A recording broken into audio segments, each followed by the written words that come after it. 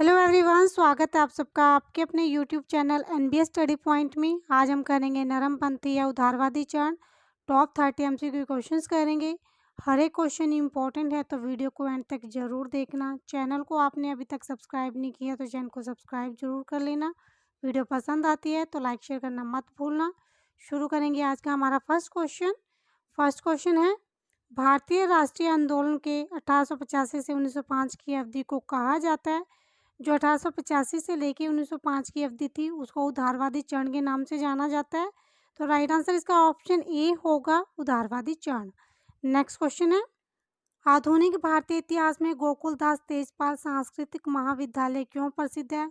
गोकुलदास तेजपाल सांस्कृतिक महाविद्यालय प्रसिद्ध है क्योंकि जो भारतीय राष्ट्रीय कांग्रेस का प्रथम अधिवेशन था वो इसी महाविद्यालय के अंदर हुआ था, जिसकी वजह से ये महाविद्यालय क्या है, प्रसिद्ध है। तो राइट आंसर इसका ऑप्शन ए होगा, भारतीय राष्ट्रीय कांग्रेस का प्रथम अधिवेशन यही हुआ था।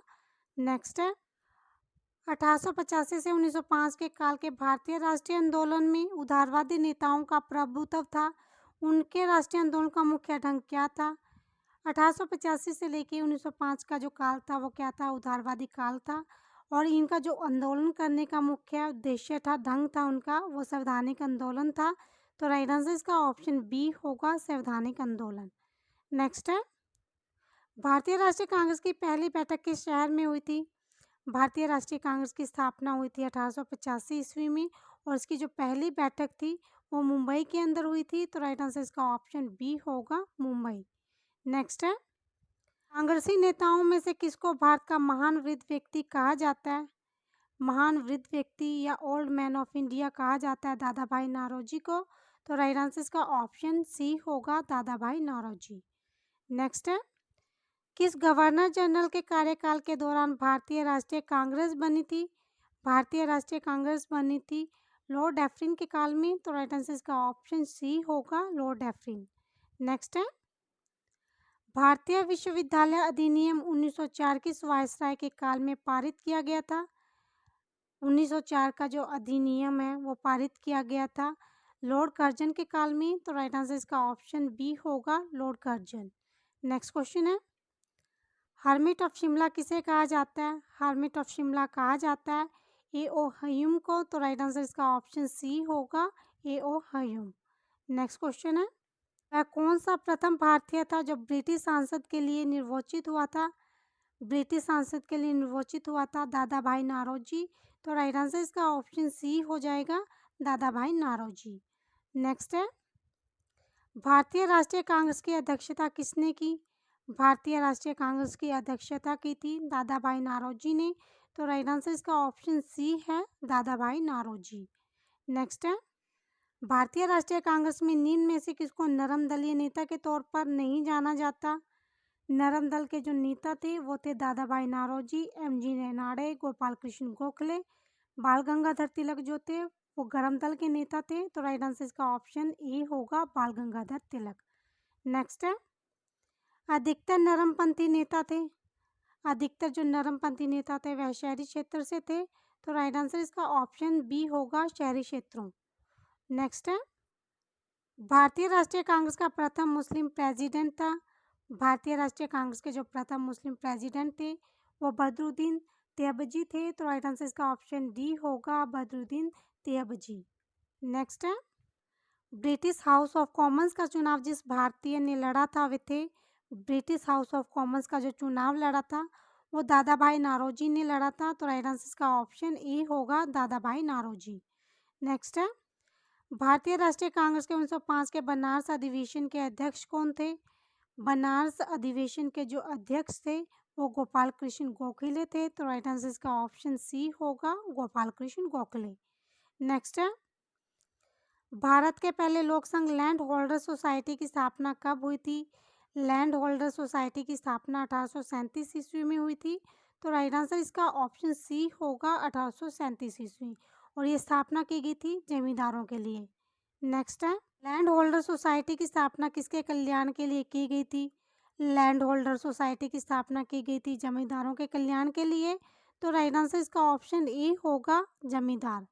नेक्स्ट है, 1870 ईस्वी में पूना सार्वजनिक सभा की स्थापना किसने की थी।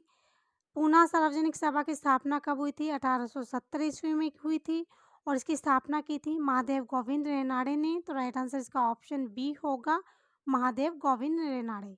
नेक्स्ट है, दादा भाई नौरोजी ने 1866 ईस्वी में ईस्ट इंडिया एसोसिएशन की स्थापना कहाँ की?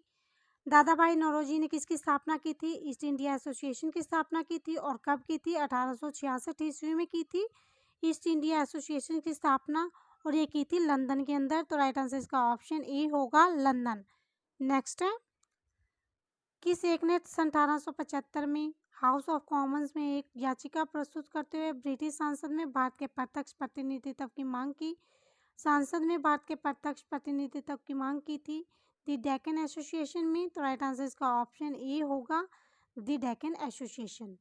नेक्स्ट है, भारतीय नेताओं में से कौन एक ब्रिटिश द्वारा इंडियन सिविल सर्विस में बर्खास्त किया गया था?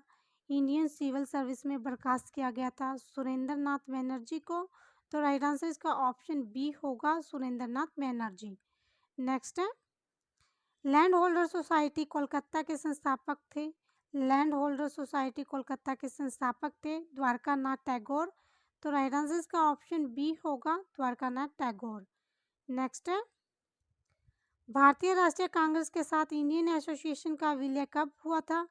भारतीय राष्ट्रीय कांग्रेस के साथ इंडियन एसोसिएशन का विलय हुआ था 1886 ईस्वी में। तो राइट आंसर इसका ऑप्शन बी होगा, 1886। अगला क्वेश्चन है, उदारवादियों की कार्य पद्धति के साधन थे। उदारवादियों की जो कार्य पद्धति थी वो प्रार्थना, याचना व विरोध था। तो राइट आंसर इसका ऑप्शन ए होगा, और ये सभी चीजें ये शांतिपूर्वक करते थे, प्रार्थना, याचना, विरोध, ये इसका राइट आंसर होगा। नेक्स्ट है, उदारवादियों की कार्यपद्धति को किसने भिखमंगी राजनीति की संज्ञा दी? उदारवादियों की जो कार्यपद्धति थी वो थी याचना, विरोध और प्रार्थना, और इसको ये भिखमंगी की संज्ञा दी थी उग्रवादियों ने। तो राइट आंसर इसका ऑप्शन ए होगा, उग्रवादियों।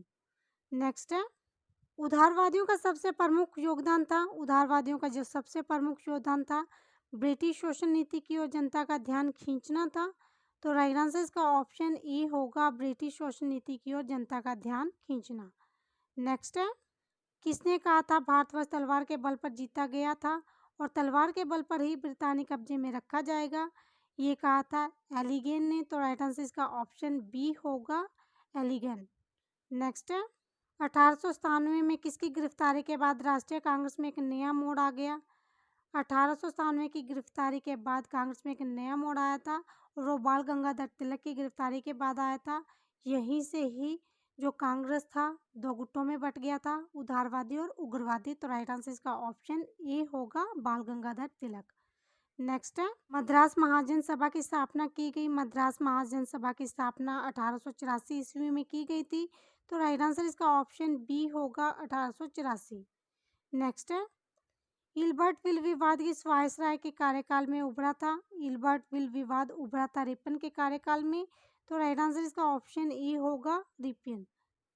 तो ये थे आज के हमारे 30 मोस्ट इंपॉर्टेंट क्वेश्चंस। वीडियो पसंद आई हो तो लाइक शेयर करना मत भूलना, चैनल को सब्सक्राइब जरूर कर लेना।